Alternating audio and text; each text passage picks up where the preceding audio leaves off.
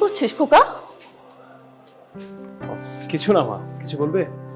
আজকে না ওই মেয়েটাকে দেখলাম তোর সঙ্গে, কি মায়া ভরা মুখ, আহা। কি বলছো মা, তুমি কখন দেখলে? আজকে অফিস থেকে আসার সময় দেখেছি। তা কদ্দূর এগুলি? তুই যদি বলিস তাহলে কিন্তু আমি ওদের বাসায় গিয়ে কথা বলতে পারি। মা তুমি দেখো তো আমাকে এই শার্টটাতে কেমন লাগছে। ভীষণ সুন্দর লাগছে, কিন্তু তুই তো এই কালারটা পরিস না বাবা। এটা আয়াজের শার্ট, অবন্তীর হাজবেন্ড, অবন্তীর শ্বশুর আব্বা, আমার আঙ্কেল। উনি আমাকে ফোন করে বাসায় ডাকলেন, ডেকে আয়াজের কতগুলো কাপড় আমাকে দিয়ে বললেন যে এগুলো যেন আমি গরিব দুঃখী মানুষদের দিয়ে দিই। ওইখান থেকে একটা শার্ট নিয়ে আমি পরে দেখলাম কেমন লাগে। বাবা তোকে নিয়ে আমার খুব ভয় হয় বাবা। পোশাক দিয়ে কি আর কেউ কারো জায়গা দিতে পারে? পারে না।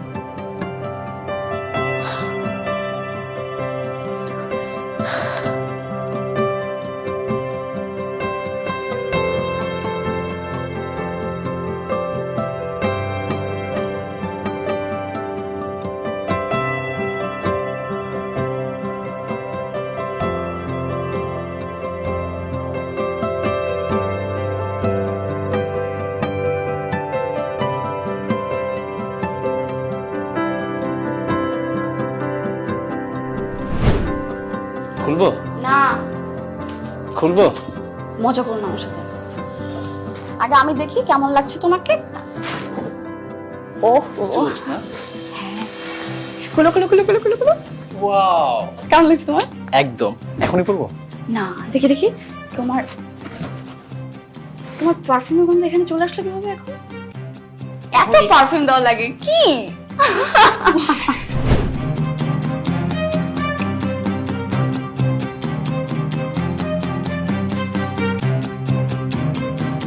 হ্যালো। আপনি এই শার্টটা কোথায় পেয়েছেন? এই শার্টটা, ও এই শার্টটা আমাকে আঙ্কেল দিয়েছে। হ্যাঁ, আপনার আপনার সাহস কি করে হয়? হ্যাঁ, এই শার্টটা পরার সাহস কি করে হয় আপনার? আমি আসলে ভুলটা আমারই হয়েছে। আঙ্কেল আমাকে কিছু জামা কাপড় দিয়েছিলেন আর বলেছিলেন যে একটা মৃত মানুষের কাপড় আমি বাড়িতে রেখে কি করব, তুমি নিয়ে যাও, গরিব মানুষদেরকে দিয়ে দিও। আমি সেটাই করতাম, কাপড় চোপড়গুলো ওয়াশে দিয়েছিলাম, হয়তো আমার কাপড়ের সাথে মিক্সড হয়ে গেছে, আমি ভুল করে এই শার্টটা পরে ফেলেছি আসলে। আচ্ছা, আঙ্কেল মানে কি বাবা? বাবার কথা বলছেন আপনি? হ্যাঁ, আমি আপনার বাবার কথাই বলছি। আচ্ছা আচ্ছা, কিন্তু বাবা আপনাকে এই শার্টটা কেন দিবে? কিন্তু আমি যদি বলি ব্যাপারগুলো আপনি ইচ্ছে করে করছেন, আপনি না টোটালি আমার ইমোশন নিয়ে খেলছেন। আপনি মানুষ, আপনি তো মানুষের পর্যায়ে পড়েন না। অবশ্য আপনাকে বলে আমার কি লাভ? আমার আসলে বাবার সাথে বোঝাপড়া করতে হবে, আমি বাবার সাথে বোঝাপড়া করবো। না না প্লিজ, আপনি এই কাজটা প্লিজ করবেন না। দেখুন দোষটা আমার, দোষটা আঙ্কেলের না। আপনি প্লিজ আঙ্কেলকে এই ব্যাপারে কিছু বলবেন। প্লিজ আপনি চুপ করে থাকুন, আপনার কথা শোনার কোনো ইচ্ছে নেই আমার।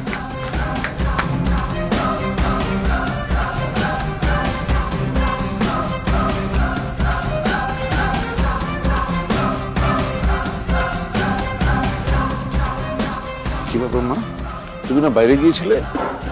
কখন আসলে? মাত্র আসলাম বাবা। ও, কিছু বলবে? কি কথা বলো? বাবা, আপনি কি আয়েজের ড্রেসগুলো নাফিসকে দিয়েছেন? হ্যাঁ, আমি আয়াজের ড্রেসগুলো নাফিসকে দিয়ে দিয়েছি। আপনার কি একবারও মনে হয়নি যে আমাকে জিজ্ঞেস করার প্রয়োজন ছিল? আসলে হয়েছে কি, আমি ভেবে দেখলাম যে যে মানুষটা নেই তার স্মৃতিচিহ্ন এভাবে আঁকড়ে ধরে থাকার মানে কি? তাছাড়া মৃত মানুষের কোনো কিছু ধরে রাখতে নেই মা। সেজন্য আমি আয়াজের পোশাকগুলো নাফিসকে দিয়ে দিয়েছি, গরিব মানুষকে বিলিয়ে দেবার জন্য। বাবা, আমি যদি বলি এই ব্যাপারগুলো আপনি একদম ইন্টেনশনালি করেছেন, তাহলে আপনি কি বলবেন? তার মানে কি বলতে চাইছো তুমি? বাবা, আপনি এই ব্যাপারগুলো একদমই ইন্টেনশনালি করেছেন। আপনি নাফিসকে বাড়িতে এনেছেন, বাড়িতে থাকতে দিচ্ছেন, কেন থাকতে দিচ্ছেন সেটাও আমি জানি। বাবা, আমি যদি আপনার বোঝা হয়ে থাকি আপনি আমাকে বলতে পারতেন, আমি এই বাড়িতে থাকতাম না বাবা, আমি চলে যেতাম। আপনি আমাকে একবারও বলেননি বাবা, একবারও না। বাবা, আপনি বাবা হয়ে এটা কিভাবে করলেন আমি না বুঝতে পারছি না। আমি আমার জীবনে তো অনেক কিছু চাইনি বাবা, আমি জাস্ট চেয়েছিলাম আমার স্বামীর স্মৃতিগুলো নিয়ে বেঁচে থাকতে। আপনি সেই সামান্য স্মৃতিটাও দিয়ে দিলেন বাবা। আপনি চাচ্ছেন আমি বাড়ি ছেড়ে চলে যাই, তাই তো? ঠিক আছে বাবা, আমি আজই এই বাড়ি ছেড়ে চলে যাচ্ছি। আমি এখন নিচে গিয়ে ব্যাগ গুছাবো, আমি এই বাড়ি ছেড়ে চলে যাচ্ছি বাবা। আপনার ইচ্ছা পূরণ করলাম আমি, ভালো থাকবেন।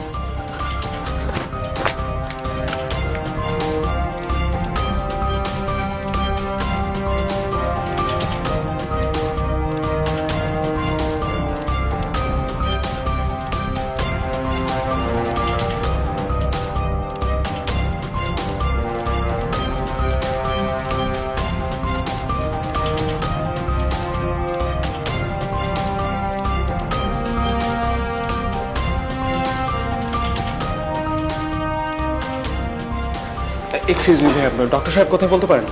কলেজে 4 নম্বর রুমে। জি, থ্যাংক ইউ। ডক্টর সাহেব, আঙ্কেলের কি অবস্থা এখন? ওনার একটা মেজর অ্যাটাক হয়ে গেছে, অবস্থা বেশি একটা ভালো না। আসলে রিপোর্টটা না পাওয়া পর্যন্ত বলা যাচ্ছে না, তবে ব্লক ধরা পড়ে গেছে, অপারেশন করাতে হবে, খুব জরুরি। আপনার টাকা ম্যানেজ করুন। কত টাকা লাগবে? তা মিনিমাম 5 লাখ তো লাগবেই। ডক্টর সাহেব, আপনি টাকা নিয়ে কোনো চিন্তা করবেন না, আপনি ব্যবস্থা করুন, আমি এদিকটা দেখছি। ঠিক আছে, একটু আর্লি ম্যানেজ করুন প্লিজ। জি।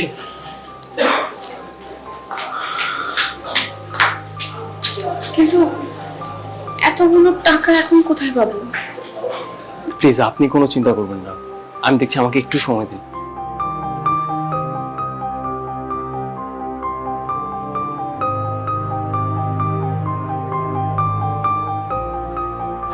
হ্যালো অভি, অভি আঙ্কেলের অবস্থা খুব বাজে, দ্রুত অপারেশন করতে হবে, টাকা লাগবে 5 লাখ।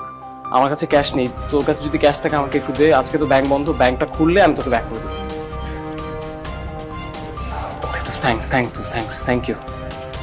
আজ আয়াজ বেঁচে থাকলে তার বাবার জন্য ঠিক এমনটাই করতো।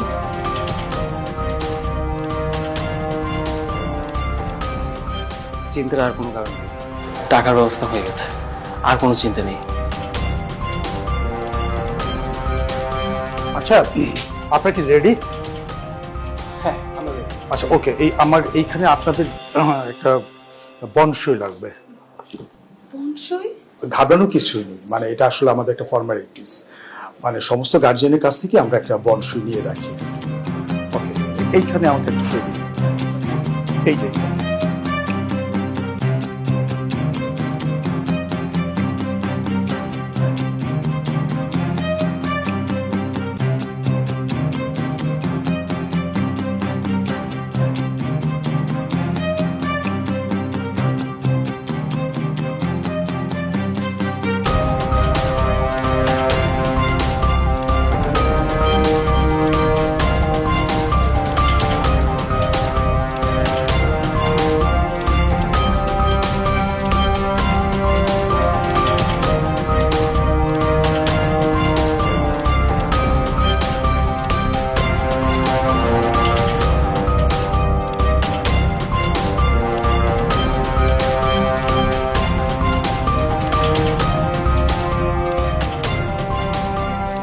বাবা উঠুন, জুসটা খেয়ে নিন। আবার জুস কেন রে মা? আপনাকে তাড়াতাড়ি সুস্থ হতে হবে, সেই জন্য উঠুন। হ্যাঁ, আস্তে। বোমা, এই যে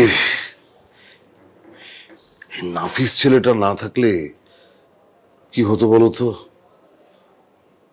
আল্লাহ যা করে ভালোর জন্যই করে। আমার এক ছেলেকে নিয়ে গেছে, কিন্তু আরেকটা ছেলেকে আমার হাতে দিয়ে দিয়েছে। আর তাছাড়া ছেলেটা তো অনেক ভালো, তাই না বৌমা? এখন তো নাফিস এসেই গেছে বাবা, আপনার খেয়াল রাখা, আপনার যত্ন করা সবই সে করবে।